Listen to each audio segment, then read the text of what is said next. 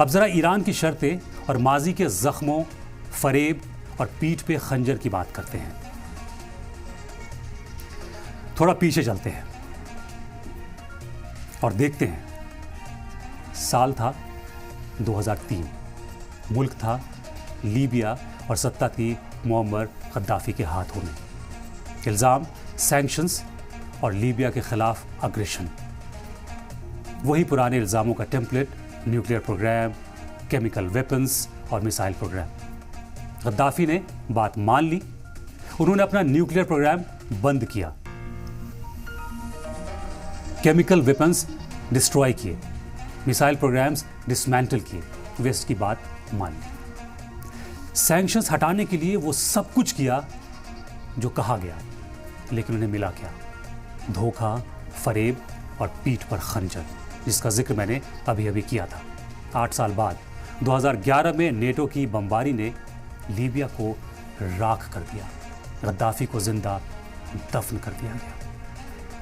उनकी बेटी आयशा गद्दाफी ने अब ईरान की आवाम को एक ओपन लेटर लिखा है, और क्या लिखा है गौर से सुनिए। आयशा गद्दाफी ने लिखा है, ऐसा दावा किया जा रहा है कि ये उन्हीं के अल्फाज हैं।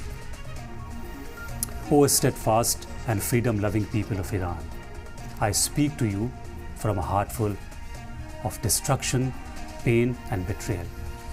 They once told my father, Colonel Gaddafi, if you abandon your nuclear and missile programs, the doors of the world will open for you. My father, with good intentions and trust in dialogue, chose the path of concessions. But in the end, we saw how NATO's bombs turned our land into rubble.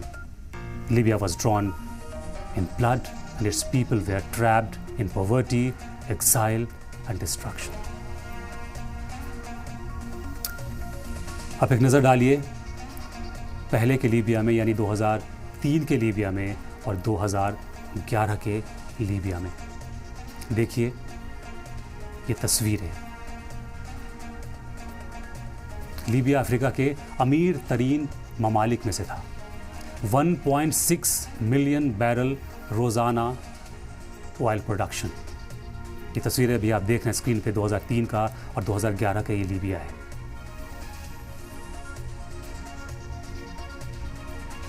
Gaddafi ने सोचा हथियार छोड़ देने से अमन हो जाएगा, लेकिन 2011 में क्या हुआ?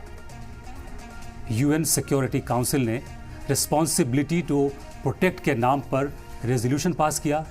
नेटो ने बॉम्बिंग शुरू की, गद्दाफी को सिरते में पकड़ लिया, जिंदा दफन कर दिया गया। ये था एक हुक्मरान के भरोसे और दुनिया भर के हुक्मरानों की दगाबाजी की खौफनाक कहानी। आज लीबिया एक फेल्ड स्टेट है।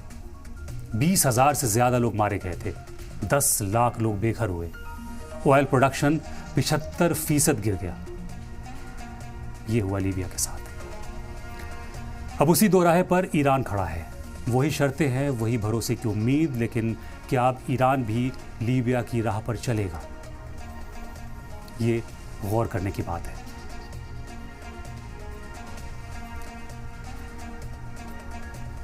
अब सवाल ये है, क्या ईरान अमेरिका और इजराइल पर भरोसा कर सकता है? उसे देखते हुए मुश्किल लग रहा है। कुछ फैक्ट्स देखते हैं।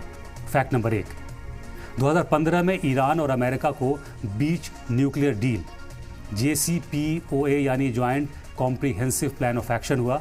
ईरान ने अपना न्यूक्लियर प्रोग्राम रोक दिया। 2018 में ट्रंप ने एक तरफा डील तोड़ दी। उसके बाद मैक्सिमम प्रेशर कैंपेन शुरू हुआ।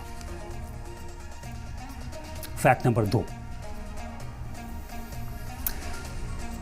जनवरी 2025 में गजा सीज फायर हुआ। 19 जनवरी से 18 मार्च 2025 तक चला, लेकिन महज 2 महीने के बाद इजराइल ने दोबारा जंग शुरू कर दी और मजलूम अवाम का कत्लेआम फिर से शुरू हुआ।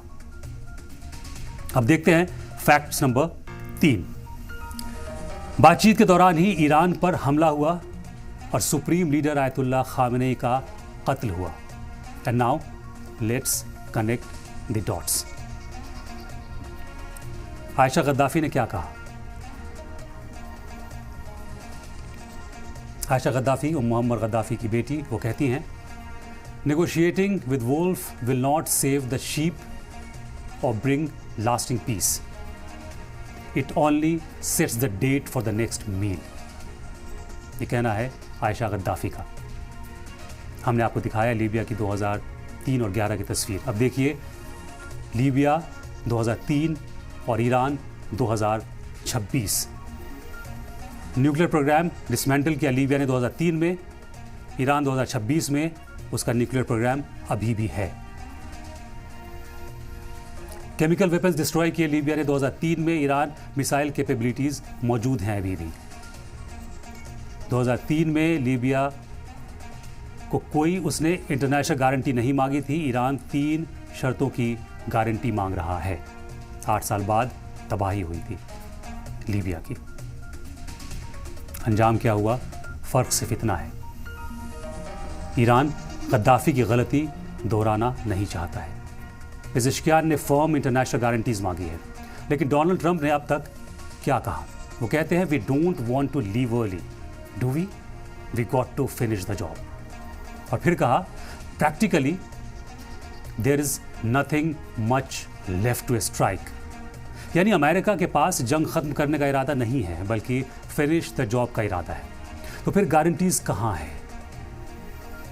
ईरान कैसे भरोसा करे? दूसरी बात, ईरान की पोजीशन समझना जरूरी है। पहली बार किसी ईरानी लीडर ने रेपरेशंस की डिमांड की है, भरपाई की डिमांड की है। ये बिल्कुल नई बात है, लेकिन असल मसला गारंटीज का है। अमेरिका ने JCPOA तोड़ दिया 2015 में, इजराइल ने गाजा सीज फायर तोड़ दिया, तो क्या ईरान को भरोसा हो सकता है? क्यों होगा? अब सुनिए आयशा गद्दाफी ने अपने ओपन लेटर में क्या नसीहत दी थी। I warn you not to fall for the deceitful words and slogans of Western imperialists. और फिर उन्होंने कहा, History has proven that those who stood firm from Cuba, Venezuela and North Korea to Palestine remain alive in the hearts of the world's heroes. And those who surrendered were reduced to ashes, their names forgotten. Iran के पास अभी क्या है? Missile programme, Hormuz का control और regional proxies.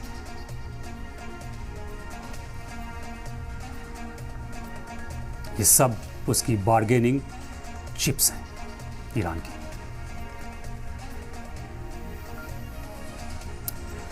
Gaddafi ने सब कुछ दिया और कुछ नहीं बचा। ईरान यही गलती नहीं करना चाहता है, लेकिन अगर ईरान जंग जारी रखता है तो क्या? 2000 से ज़्यादा लोग अब तक मर चुके हैं। ऑयल $120 पर बैरल तक पहुंच गया है, और अगर जंगबंदी एक्सेप्ट करता है तो गद्दाफी की मिसाल सामने है। इसलिए कदम बहुत फूंक फूंक कर रख रहा है ईरान। आज ईरान की 3 शर्तें दुनिया के सामने हैं: रिकॉग्निशन, रेपरेशंस और गारंटीज। लेकिन गद्दाफी की कहानी के बाद कोई गारंटी नहीं लगती। आयशा गद्दाफी ने कहा, giving concessions to the enemy brings nothing but destruction, division and suffering. लेकिन एक सच ये भी है कि जंग भी तबाही लाती है। ईरान अब ये फैसला करेगा कि वो क्या रास्ता चुनेगा, वक्त बताएगा, क्योंकि द बर्डन ऑफ ट्रस्ट की हकीकत से ईरान बखूबी वाकिफ है।